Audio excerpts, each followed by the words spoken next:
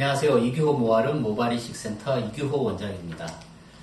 오늘은 최근에 탈모 치료와 관련된 기사 두 가지가 있어서 좀 소개를 해드리려고 합니다. 첫 번째는 지난 9월 21일경이죠. 카이스트 화학과 연구팀이 생체 친화적인 접착제를 이용을 해서 모낭이 없는 모발이식을 성공을 했다라는 기사 내용입니다. 여기에 쓰인 접착제는 이제 녹는 실에 쓰는 고분자 물질들과 또 폴리락트산, 폴리에틸렌 글라이콜 이 접착 성분을 강화한 이 성분들과 이제 와인에 들어있는 탄닌산을 이제 주성분으로 해서 인체에 무해한 그런 성분으로 만든 아주 고강력의 접착제다라는 것이었죠. 그래서 이 팀에서 이것을 피부 쥐의 실험용 쥐의 피부에다가 주사기 31게이지 바늘을 이렇게 사용을 해서 주입을 한 다음 안에서 접착을 시켰습니다. 그랬더니 15가닥 중에 12가닥이 유지가 되었고 손으로 당겼을 때 한 3가닥 정도만 잡고 당겨도 쥐가 이렇게 들썩거릴 정도의 그런 아주 강한 접착력을 유지를 했다. 그리고 한 14일 정도, 약 2주 정도 지나니까 그 접착제 성분들은 다 분해가 되어서 없어졌고 염증 반응이나 이런 것들은 없었다. 라는 발표였습니다. 이 제품이 중요한 아이디어라고 생각을 하는 것은 탈모가 심한 분들은 이제 뒤에 채취할 수 있는 모발이 이제 없기 때문에 수가 적기 때문에 충분히 커버를 할 수 없지만 모발들을 이렇게 자란 모발들을 잘라서 그것을 이제 부착을 하면 이제 모낭 자체가 없어지는 것은 아니니까 계속 그 자른 머리카락들을 모아서 이식을 할 수 있으니까 탈모를 커버를 할 수 있는 아주 좋은 방법이 될 것이다 라는 점에서 큰 점수를 줄 수 있는 아이디어라고 생각을 합니다.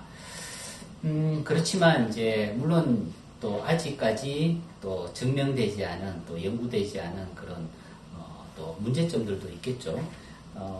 그냥 이것을 머리카락을 잘라서 두피 위쪽에 붙이는 게 아니고 바늘로 찌릅니다. 그래서 진피층 내에 접착제를 붙여서 피부 안쪽에다가 이렇게 고정을 하는 거죠.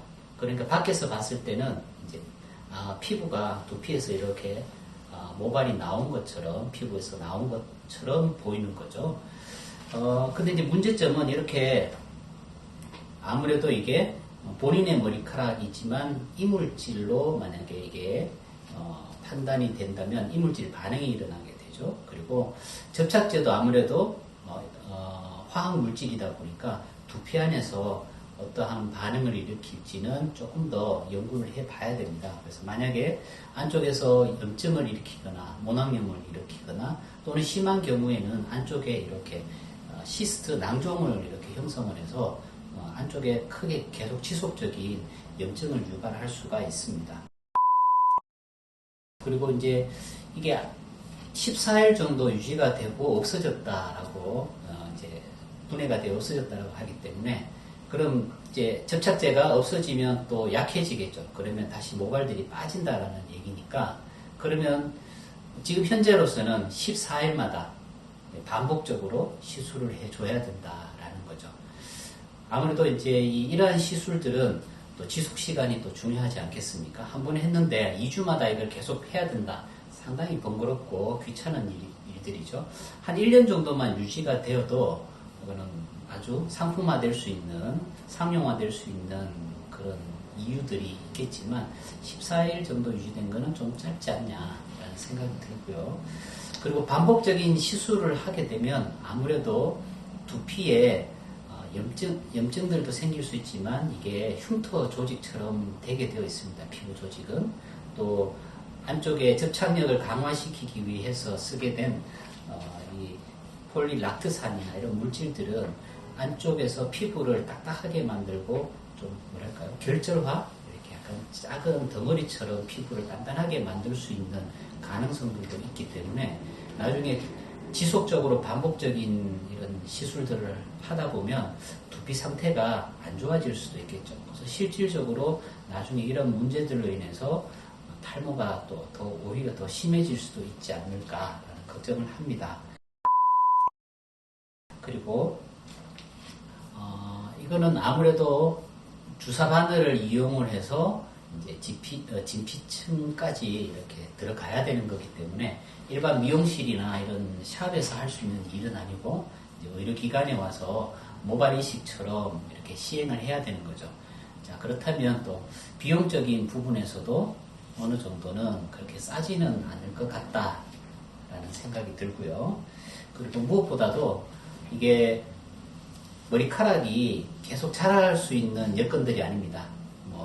모유두 세포, 또 모낭, 줄기세포 이런 것들이 있는 게 아니라 지금 단순하게 보이는 이 단백질 머리카락들만 이식된 상태이기 때문에 이식될 당시에 그 머리카락 길이로만 존재를 합니다. 그러다 보니까 아무래도 스타일이나 이런 부분에 있어서는 조금 한계가 있을 수는 있고요. 물론 미용실에서 더 짧게 할 수는 있겠지만 좀 한정된 머리 길이가 스타일이나 이런 부분에 있어서도 좀 제한적으로 작용을 할 수 있다.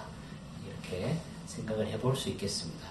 이러한 점들을 봤을 때 앞서 말씀드린 그런 단점들이나 문제점들을 개선을 한다면은 정말 좀 활용을 해볼 수 있는 가능성도 있는 그런 제품이다 라고 생각을 해볼 수는 있겠습니다. 두 번째 뉴스입니다. 지난 10월 초에 기사가 난 것인데요. 국내 대학 연구진이 탈모 예방에 효과가 있는 그런 야생물질 추출물을 찾아내었다라고 말했습니다. 이 야생식물은 이제 캄보디아에 있는 야생식물인데 이름이 코나루스 세미테칸드러스라는 식물입니다. 그래서 이 식물의 추출물이 하는 역할이 다른 것들도 있지만 탈모 쪽에는 어떠한 작용을 하느냐 이렇게 연구를 해보니까 우리가 보통 탈모 치료를 위해서 프로페시아나 아보다트와 같은 그런 약을 먹게 되는데 이 약물이 작용하는 그 부위죠. 그 5알파 리덕테이즈라는 5알파 환원 효소 이 부분을 억제를 시켜서 탈모 치료에 효과가 있더라. 그리고 모유두 세포의 증식도 이렇게 자극을 하고 활발하게 해서 모발 성장에도 도움이 되더라. 라고 이렇게 발표를 했습니다. 실제로 이제 쥐 실험을 했죠. 인공적으로 탈모를 일으킨 그 누드 마우스와 같은 그 탈모 쥐 생쥐를 이용을 해서 거기에 이제 도포를 했죠. 또 대조군으로는 이제 프로페시아를 같이 발라서 대조군으로 사용을 했는데 3주 뒤에 보니까 이 털이 없는 쥐에서 이제 피부도 재생이 되면서 털이 다시 자라나더라. 더 놀라운 것은 프로페시아 이 대조군과 비교를 했을 때 이 프로페시아를 처치한 이 대조군보다 훨씬 더 길이도 길고 두께도 더 두껍더라. 그래서 프로페시아보다 더 효과가 좋다. 이런 이제 얘기까지 했습니다. 이런 기쁜 소식들이 계속 나오는 것은 좋은데 또 한편으로는 약간 또 한계점들은 가지고 있습니다. 왜냐하면 실질적으로 이제 지금 최근 한 20-30년 동안 탈모인들을 깜짝 놀라게 하는 또 희망에 부풀게 하는 그런 많은 또 그런 연구 발표들이 있었죠. 근데 실질적으로 지금까지 그렇게 실용화된 것들은 사실 있지는 않습니다. 그래서 이것은 이제 사람과 쥐의 이 모낭의 그런 생리학적인 차이가 있기 때문에 쥐에서는 성공한 그런 연구들이 사실 사람에게서는 그래 성공을 하지 못하고 있다는 반증이기도 합니다. 그래서 얼마나 실질적으로 사람에게 이것을 활용을 했을 때 그런 유전형 탈모, 남성 호르몬의 영향, DHT 호르몬의 영향을 받는 탈모에 효과적으로 결과가 나올까라는 게 일단은 가장 궁금한 내용이기도 합니다. 근데 이 기사 내용에 대한 이제 탈모인들의 댓글들을 보면 대체적으로 부정적인 댓글들이 훨씬 많았습니다. 앞서 말씀드린 대로 지금껏 이렇게 나온 그런 물질들이 상용화된 게 없었기 때문이겠죠. 그래서 더 이상 희망 고문하지 마라. 그리고 특정 언론사에 대해서는 당신네들이 20년 동안 기사를 낸 물질들에 대한 기사를 내가 다 가지고 있다. 그런데 실용화된 게 뭐가 있냐? 이런 댓글들도 있었죠. 실질적으로 이제 약물적인 부분들에 있어서 탈모 치료에 대한 포커스는 이제 디하이드로테스토스테론, DHT를 생성을 억제를 시킬 수 있는 포커스가 되는 게 말씀드린 그 5알파 리덕테이즈, 5알파 안원 효소죠, 그죠? 5알파 리덕테이즈를 억제시키는 그 한 포인트가 있고요. 그 다음에 탈모의 그 기전에서 작용을 하는 그 사이토카인들, DKK1이나 BNP와 같은 그런 탈모를 유발하는 사이토카인들, 억제 물질들, 그리고 오히려 탈모 모발 성장을 촉진시키는 윈트 패스웨이 같은 그런 부분들에 대한 초점들이 사실은 많이 맞춰져 있습니다. 그래서 이 부분들을 어떻게 잘 연구하고 개발을 하느냐에 따라서 이제 물질로서 수술적인 부분이 아니라 그 약물적으로든 다른 부분에 있어서 탈모 치료에 효과적인 그런 연구들을 하고 있는 그런 실정이죠.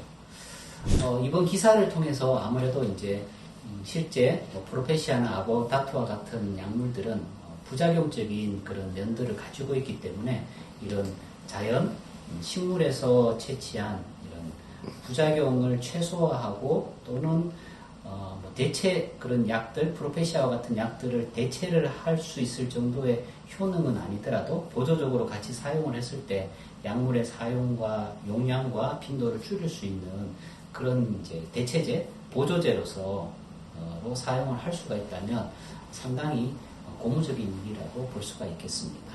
네, 이렇게 오늘 두 가지 기사를 리뷰를 해봤는데 물론 긍정적인 측면, 희망적인 측면도 있지만 아직까지 좀 부정적이면 지금까지 계속 그런 상용화되지 못한 부분들이 있기 때문에 체크해보고 또 우리가 좀 더 기다려봐야 하는 점이 있다는 것을 다시 한번 우리가 생각을 해보는 계기가 됐습니다. 아무쪼록 탈모에 도움이 될 수 있는, 탈모 치료에 도움이 될 수 있는 여러 가지 물질들, 방법들이 계속 지속적으로 연구되고 나왔으면 하는 바람입니다.